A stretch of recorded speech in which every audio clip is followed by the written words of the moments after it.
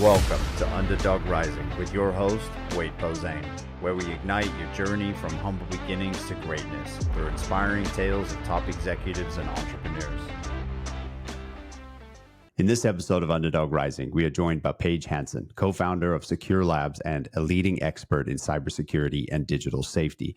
With nearly 2 decades of experience protecting businesses and individuals from cyber threats, Paige has trained thousands of professionals, designed national safety programs, and now helps businesses secure their operations in today's digital landscape. Her expertise offers young professionals invaluable insights into building careers in cybersecurity and protecting themselves in an increasingly connected world. Paige, thank you so much for spending your time with us today. Thanks so much for having me, Wade. When you initially started your career, did you have a plan and then work that plan? Or was it just purely rolled with it? Or did it start out being planned and then you sort of rolled with it? For me, it was rolled with it. And that's definitely a technical term, right, Wade? I'm like, yeah. Well, it was one of those where I truly think as long as you're open to it, good things are going to happen too. It's the whole one door closes, another one opens. Was it always easy? No. Did I have setbacks? 100%. Did I always love where it went or how long I was at a certain role or project? Not really. But that, looking back, I'm really glad I had that experience to help build those building blocks to then eventually open my own company to be able to do what I want to do. People operate differently. Some people make a plan, they work that plan, and they execute it to the T. Oftentimes, there's folks out there that do not, and I'd argue the majority are that way. They're not sure exactly where they want to go, and they kind of roll with it, and we'll make that a technical term nowadays. But yeah, I think it's also, to your point, being open, being curious, saying yes. I think ultimately in life, then your path will unfold before you and just take advantage of what comes your way. I was just thinking about it. So I'm one of 4, and 2 of my brothers, my one brother knew he wanted to be a lawyer. So it's like path. Okay. My other brother knew he wanted to be a pastor. Path. Me and my other, my one brother was like, he knew what he liked to do and rolled with a few things. And then now he's landed somewhere and it's awesome. And that's the same for me. And it's just, I don't ever think I would have graduated high school or college thinking like, oh, I'm going to be, really, in cybersecurity and teaching people about it and going out to places and speaking about it. And then now helping with their compliance within their business. No, I would have never dreamed that at all. That's amazing though, because it's fascinating. Your career spans cybersecurity, public speaking, and also a little bit of business operations. So one question I had is, what's been the most defining moment in shaping your career path? Well, for me, it was really helpful to be in an organization where I had mentors that saw something within me that's helpful. And I was open to that professional feedback. And that was not always like when I first started, it was like, oh, come on, this media interview was so great. But here's the key. I replayed, and this is kind of one of these defining moments. I did a media training and they recorded you.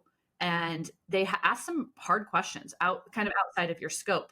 And then they replayed that interview and I had crutch words, the way that, whether I play with my hair, I don't forget what it was because it was years ago, but it was one of those where that was extremely valuable. Replaying, watching your interviews. How can you make what you're saying more concise? And then I had something to work at. I really had something to make my words more concise.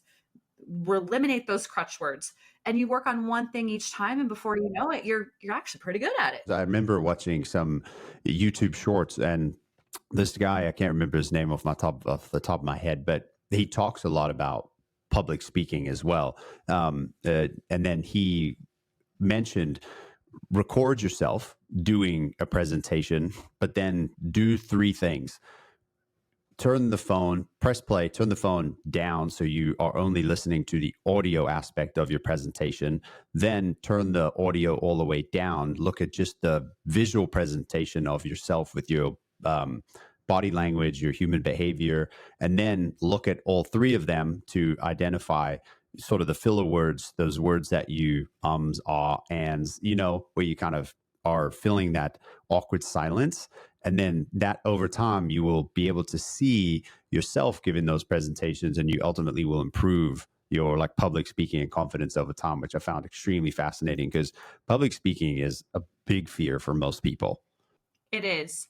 Well, and that's where I say start in small groups. If that's something you want to do, then start with your team or start with your partner, or whatever your whatever it is for you. And then once you do your team at work, then you can expand to maybe that department. And then the department leads to maybe a company-wide all hands. It's just, or you start, maybe you have a civic group, whether you're church involved with church or another volunteer organization, and you start with a small group. It doesn't have to be, oh, now you're headlining a 400, 500,000 person arena. No, that I wouldn't suggest that. Yeah, that'd be extremely intimidating. And then you touched on, for cybersecurity, you have a passion around giving back. You want to educate people on cybersecurity, the threats, the vulnerabilities, et cetera. But when we look at cybersecurity for younger professionals, like how can they break into the field without prior experience? Let's acknowledge it's hard because one, cybersecurity, when you say cybersecurity, it doesn't mean like I'm a dentist, I'm going to work on teeth. I don't know. I'm just pulling that. But cybersecurity could mean a lot of things. So because there is, you could be technical. So you're a penetration tester, or maybe you're non-technical. So you are in compliance. So you're doing compliance analyst, or for me, it's a lot of education and training and awareness. All of these are within cybersecurity. So because there's so many roles, and if you aren't quite sure, that is where your education, whether if you're in college right now, or if there's even little a certificate or even a survey, some sort of survey where it kind of leads you or guides you to where you might show interest. But I'm most people I come across that are technical within cybersecurity, they've always been technical. They've been the ones in computers, they're learning programming, they're learning all of that. I'm not saying this applies to everyone, but most people who are technical, it's not a surprise when you don't wake up one day and you're like, I really want to learn Python or Linux or whatever it was. Now let me go do that. Maybe, but a lot of times it's you've been doing that sort of kind of gaming or something like along those lines your entire when you were younger to now. It's hard because there are so many roles, but that's when you start, join a group, there are so many professional organizations. Like for me, I'm involved in WESIS, which is Women in Cybersecurity. There are mentors, or there's people all over the board. We just had our holiday party and not one person has the same role. And there were 20 people there. And they all do something different, but they're all within cybersecurity. The community aspect of it is important, right? I think even when, obviously, if you can do it in person, go be in person, different experience there. But even if you're trying to educate yourself, jump online. Like you were talking about earlier, in this day and age of AI, I'm sure there's courses out there that can educate you on it slowly but surely, just to gain that experience, like outside of actually being in a corporate career around cybersecurity. But just for anyone listening today, are there any podcasts, YouTube channels, or sort of Coursera's of the world that you might recommend that people could go and get certifications or kind of play around a little bit to educate themselves more on cybersecurity? I know there's multiple different elements within it, so it's kind of a broad question, but I wasn't sure if you had any viewpoint on that. It takes a village to be updated. And I will say I've kind of curated my algorithm on LinkedIn, at least, of people that I enjoy following. I'm really interested in this space of the bills that are being passed right now for children and their use of social media. The people that I look to and the podcast, like for instance, I happen to be a guest speaker, or I guess a guest co-host for Tech Exec Wellness Podcast. Now, these are more for tech execs, but I think it is applicable to people that are young professionals as well. It's all around finding balance in this crazy tech and cybersecurity world, where a lot of times in a lot of these entry-level positions, you might be traveling a lot, or you might be going out to dinners. Like, where do you find the balance? Because eating huge dinners and boozing, yeah, cool. That might work for a little bit, but if you've ever been a road warrior or had to kind of do that grind, it catches up to you really quick. And how do you find a balance? So I really love the Tech Exec Wellness podcast. I like that that's out there though, because I think when we're younger, a lot of that is very enticing. Yes, okay, I'm going to travel 70% of the time. But then when you actually get into that mode and you're packing your suitcases, getting in the Uber, getting to the airport, 4 o'clock in the morning, 10 o'clock at night, right? Because you got to sort of catch the tail ends of flights because, you're in meetings all day or working externally. So I like that there's that balance and sort of that wellness because that is an important part throughout corporate careers. And then earlier you were talking about mentoring, right? And you also had a mentor. So if you were mentoring a college student today, what's the one piece of advice that you would give to them to succeed in cybersecurity? My advice or my guidance is going to depend on what they want to achieve. Certainly, it would be a lot of saying yes, but really to be a sounding board and an advocate, because I think a lot of, I don't know if you've found this to be true, is a lot of, yes, it's what you know, but it's who you know. In a lot of things, most things in life, it's who you know. So because I grew up essentially at LifeLock, I have known, I mean, executives have come and gone. And the fact that we can count on somebody that I worked with 10 plus years ago. And if you think about it, if you were a jerk, if I was a jerk or something 10 years ago, this executive, and I couldn't reach out to somebody I worked with 10 years ago, do you know how much of a small world this is? So it's about, making your good impression, but working hard, but be known for working hard, be known for being a good person, and everything. It's not all rainbows and butterflies. I'm not saying this, but at the same time, your hard work is going to show. People are going to remember that. And it's down the line. It's you can rely on them and they can vouch for you that you are a hard worker or a good person. That is certainly going to open a lot of doors for you. People need to sort of manage their reputation, because it can be something very sensitive over a long period of time, whether it be something that you might have slipped in a conversation. Always be conscious of the words that you're using and speaking, just because they can influence. People hear things differently when you're speaking it, right? It may fall differently on someone's ears. So make sure that you're just being aware and sort of increasing that emotional intelligence so that you're not sort of stepping on toes over a long period of time. And Wade, I'm really glad you said that, because, you might get the pushback of, I want to be myself. I want to be my authentic self. And that's, the more and more people, but okay, that's true. But there's also, like you said, the emotional intelligence, the situational awareness. There are times where, I mean, you wouldn't wear or do certain things if you wouldn't wear beach gear to a corporate dinner, like just those sort of things. Like, yeah, you want to be a beach gal or guy, cool, but I'm just using a very extreme example, but I mean, those are the sort of things where it's like, okay, well, there has to be some sort of professionalism that comes with that. And part of that, fine, go back to, you don't want to wear the suit or you don't want to wear the tights or whatever, but like, just do it. I agree. You should, right? Because I mean, ultimately, you are trying to assimilate to that culture and environment. So, yes, still be your authentic self, but ultimately, you have to be able to, I don't want to say like conform, but yeah, sort of, fit in with that culture that you are joining because they have that culture sort of fleshed out for a reason. Well, let me give you an example. So I came from corporate world, and corporate world, you are, business casual or more business dress when you go to events. And now I'm in this startup world. Startup world, you wear a suit to a startup event, and they're like, "Who are you?" You're wearing sneaks. You're cute, right? But like, you got your sneaks, you're with your maybe your dress, but you're not wearing sneaks to a corporate event. Maybe you are more now. I don't know. But it's just interesting because I'm teetering this line because I am invited to some corporate events, and so that I'll throw on a jacket with my dress versus if I was coming from a sneak. I'd have my, and then I'd have different shoes, and then I have like the dress with just the sneaks, and it was like. And so I said to my business partner, I was like, yeah, I mean, different vibe. I mean, it's totally different vibe, but you have to, one, acknowledge that. I can't just, roll up in I could, start, but at the same time, it's like, when you're at a professional corporate event, it's like you dress the professional corporate event.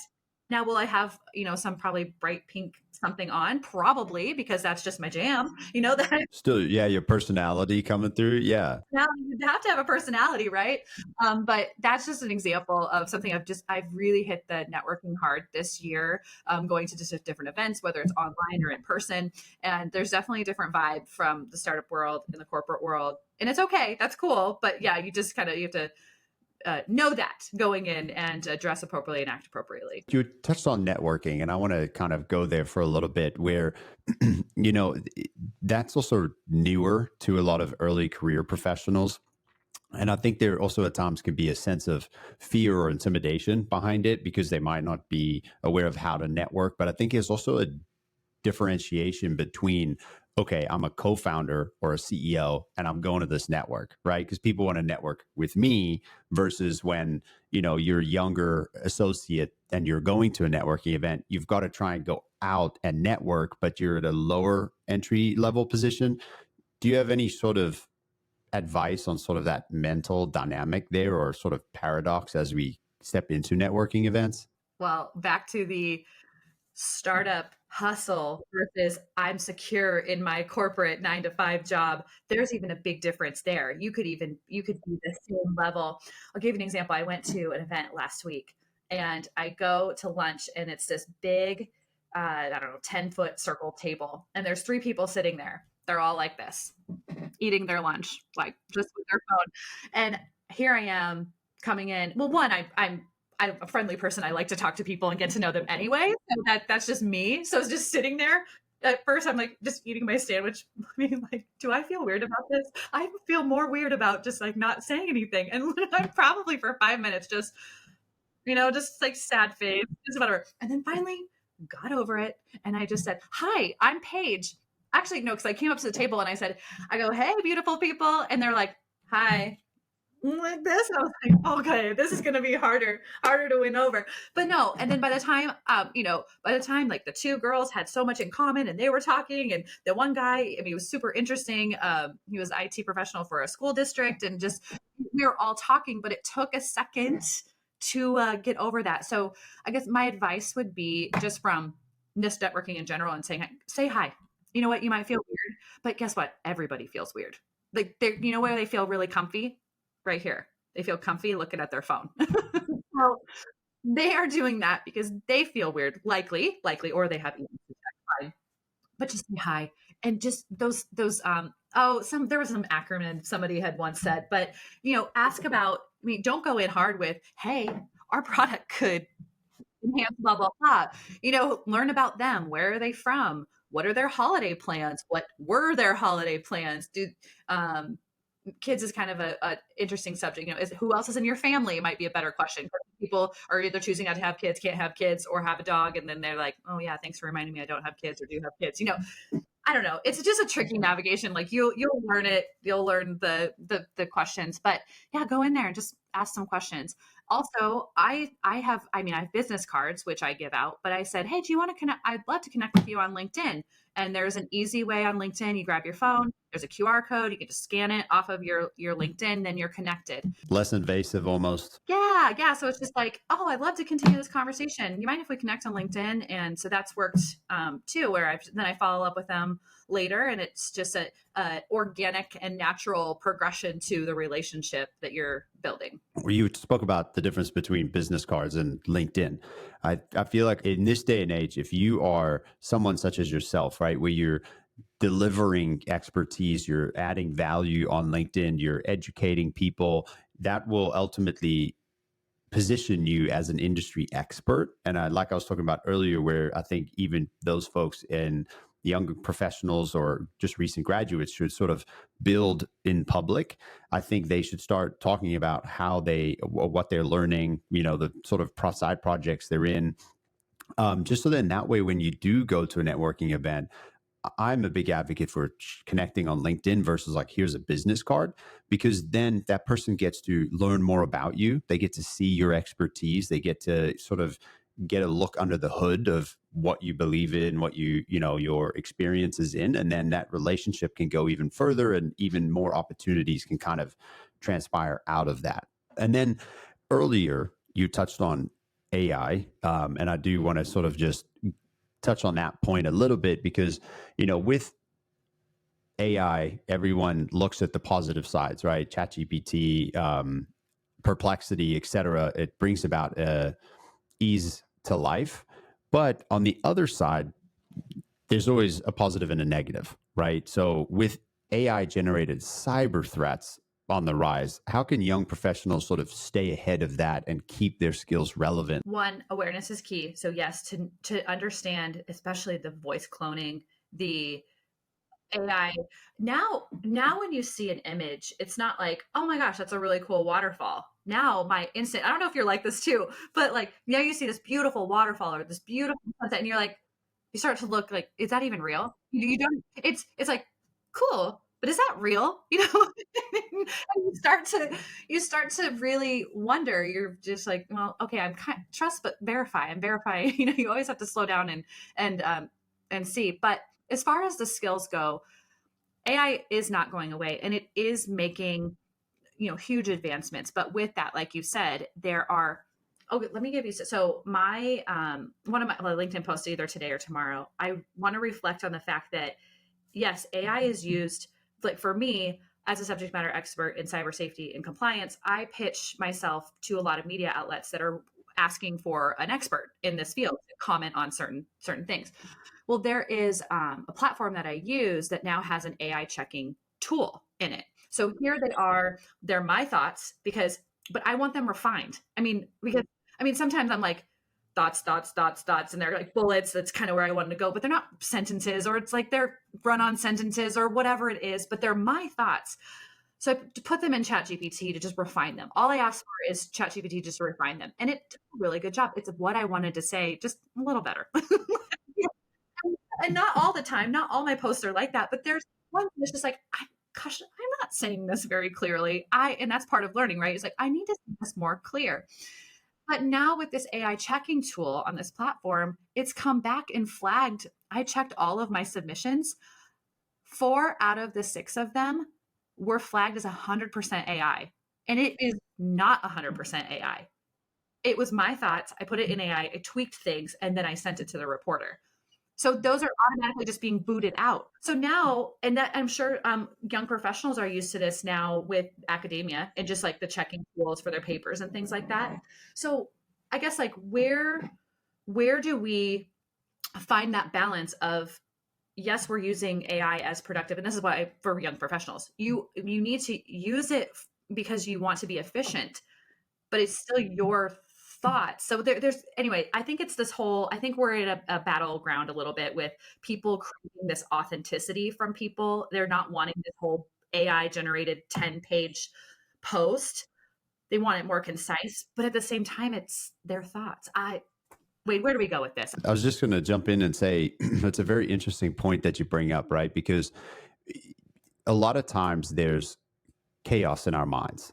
To your point, not necessarily anarchy, but just a mess of thoughts, right? Like you were saying, I'm trying to convey this point, and I feel that at times when you have a point of view or a positioning on something and you want to give it to the audience, when you jot down your thoughts and you type it out and you're giving your expertise, then you place it in AI. You're almost placing it in AI because you want it to benefit the consumer, right? Like, can AI ultimately restructure my mess of thoughts so that the consumer has an easier ability to consume that content and educate themselves over time? And I think, yes, that's also a bias when you have these AI checking tools, because now you're going to copy and paste maybe from ChatGPT into a different platform and then send it off. Yes, there's going to be markers identifying that it's AI, but that's where the challenge comes in, I think, where you're leveraging AI to alter the structure of the content so it's easily consumable, but then it gets marked as completely AI because you're pulling it out of a platform. I love how you said that we're really trying to with what we're either posting or sending an email or whatever it is, you're really trying to benefit the end user, the consumer, to digest that and understand it. I think if you're using it in the capacity that you do, where you're putting your thoughts down, let it reconstruct more for the end user, and then you're publishing it, I don't see anything wrong with that, because it's still falling in line with the ultimate point you're trying to get across. But yeah, it's an interesting world, and I think we have to just see where it goes because it's always going to be here. But how do we maneuver through all of the changes that come along? Yeah, and I will go just to expand it then on my advice, then it would be not to copy and paste something that doesn't sound like you. You need your voice because we've all gotten those response like, I respectfully request that blah blah blah. It's like we don't talk like that. Wait, can I be on your podcast? I respectfully like what? No, no. It's like no, that's not how we talk. So they're also need, just having it just create a voice for you is also not recommended because then you're also just not seen as credible. I actually go back to some of my first emails when I first started using AI and I'm like, oof, cringe. This is extreme use of AI here. Yeah, I know. Yeah, I'm like, okay, I'm real glad we worked on this all year. I know AI is very tricky. I mean, there's a lot of incredible platforms out there, but yeah, it's forever evolving. And I think the shifting into the use of AI positively is going to be extremely impactful, right? Like I think more of less about changing people's speech and the way that they present things, but leveraging AI in the sense of AI agents, right? Where we have it sort of streamline and improve our work processes. I think that's where we're going to see AI really, really excel over time. But even all this stuff with video is going to be extremely important. But Paige, this has been such an amazing conversation. I really appreciate you sharing your expertise and your insights with the listeners today. Is there any last pieces of advice or thoughts that you'd love to share with the listeners? Yes, I would love to share. Just if then from a networking perspective, there are a number of free groups that are out there. You don't always have to have a 100 plus 200 $1,000 some of these networking events,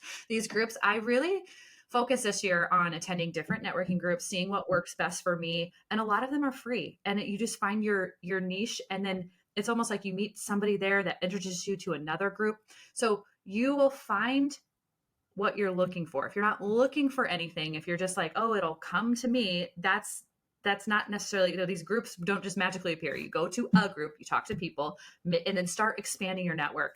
I use LinkedIn, but use the platform that works best for you. Start working on your network because 10 years from now, you might be in this great job right now, but 10 years from now, you might not be. And to go back retroactively and be like, hey, remember we worked together 10 years ago? No, add them now. And to your point, Wade, when you were saying they know your posts, they know, and they're in your, not in your face, but I mean, you get touch points every once in a while, is super important. So that I know we touched on a little bit of that, but just go to the conferences, go to the groups, be part of those, and you'll find your people. And I know I have throughout this year, and it's been making this journey as a founder, as somebody starting off again at a startup, and then also just wanting, for me, just women in cybersecurity and having a network like that for WESIS, I've really enjoyed it. Thank you. I appreciate you sharing that because that is extremely important. And I think people nowadays tend to revert to online things, but I think getting out there and networking is extremely powerful. And then as we round out, do you mind just walking us through SecureLabs, what it is, why you founded it, just so that we can have a little bit insight into your company? Sure. So SecureLabs, a lot of the work I used to do was then around small to medium sized businesses. They are extremely vulnerable because like most businesses, you're focused on revenue, your customers, building your product, but usually you're not saying, you know what I want to do? Let me pause and make sure all my policies and procedures are in place and making sure operationally, my operations are in place, my security is in place. That usually happens after an incident, a cybersecurity incident, or a breach of some sort. And then they're going back saying, oh my gosh, we don't have this documented, or it's fragmented within their organization. In the end of the day, it's leaving them extremely vulnerable. So what we do is, one, we have a platform to help them manage all of their governance, risk, and compliance projects that they have. So whether it's a certification like SOC 2, ISO 27001, HIPAA, if it's in healthcare. So it's a really good centralized place to to store all of that. But we actually go through a gap assessment and just look at all of your practices and seeing what holes there are, because oftentimes you don't know what you don't know. And so having somebody come in from an outside perspective as an expert to be able to help navigate that, especially for small to medium sized businesses, it's super important. And we found, I mean, crazy hole. I mean, one of our organizations didn't have multi-factor authentication on any of their end users' devices. And it's one of those where they thought it was implemented, but it wasn't. And that is something super simple, low-hanging fruit, that it was like, could you imagine if some, username and password, that's all they needed to get into their organization. And so, yeah, it's been really challenging, but in a good way, but talking to organizations about their security practices. And that's why we exist, just to, again, helping businesses. That's incredible, though. I think because you are correct. I think when businesses are starting out, or they're, like you say, small to medium sized businesses, it does tend to be sort of at the back of their minds. Like they know it needs to be done, so they do sort of just bandage at sort of requirements, and then they move on because it's not their main focus. Usually, it'll be pipeline and revenue, right, to drive the ecosystem of the organization, but you have to cover that process. So I appreciate you sharing that information about your organization. And I'm excited for this podcast to get out to the listeners. I think there's some really crucial nuggets here for them to kind of step up and out into cybersecurity and learn about networking and everything we've discussed. Help them roll with it.